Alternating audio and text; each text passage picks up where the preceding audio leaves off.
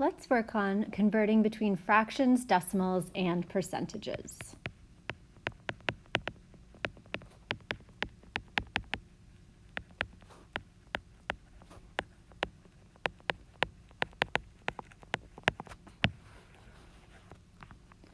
So let's start off by going from a fraction to a decimal.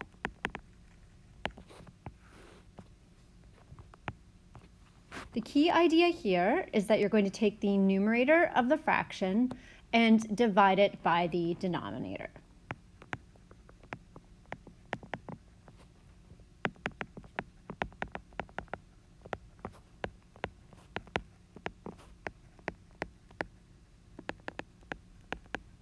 And remember, the numerator is the top number and the denominator is the bottom number.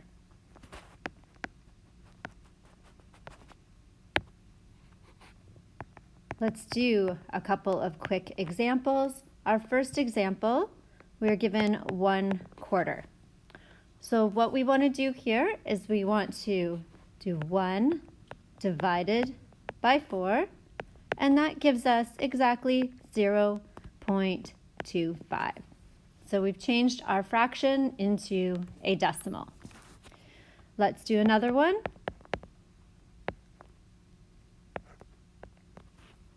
Let's take the fraction 1/3. So we want to do 1 divided by 3.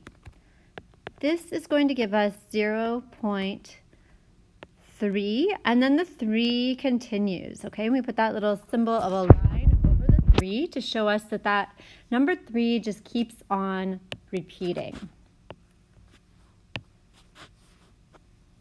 And let's just write that down.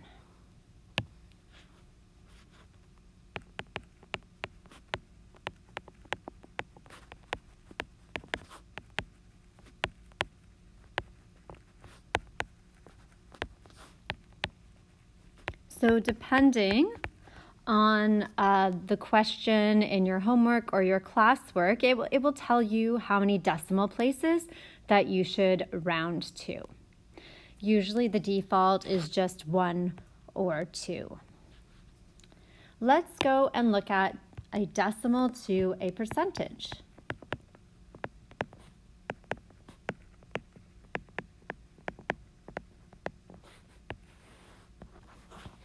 The key idea here is that you want to multiply the decimal by 100.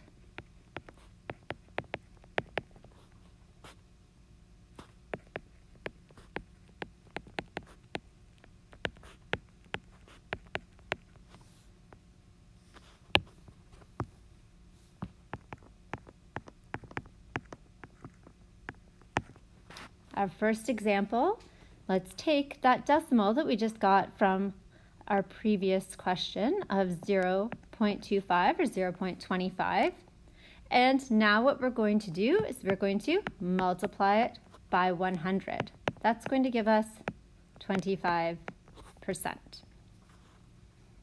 And let's take the decimal we got from our second example right up above, where we got 0.3, and then the 3 continued.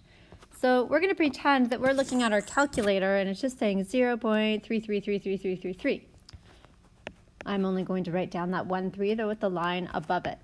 So let's multiply that by 100, and we end up with 33.3. And then the 3 does continue, and we are going to round this time. So we're going to round to approximately, let's just show that 3 continues. We will round to approximately 33.3%. And right here, that equal sign with a dot over it, this means approximately. It shows that you have rounded.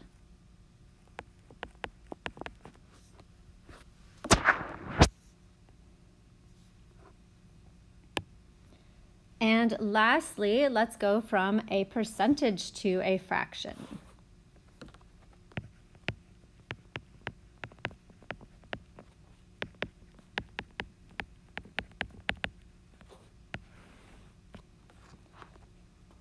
And in order to do this, the key idea is to write your number over 100.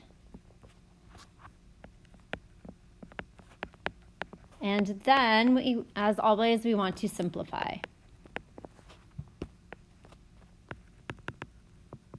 And when we simplify, we want to reduce it to the lowest terms.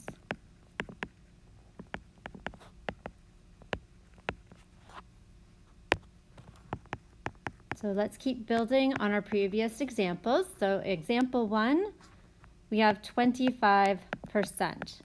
So what we're going to do is we're going to take that 25 and we're going to write it over 100.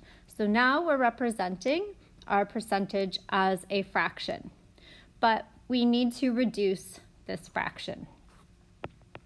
And that means we need to divide by the greatest common factor. And if you're not sure what that is right off the bat, any number that ends in a 0 or a 5 can be divided by 5, and we can start reducing from there.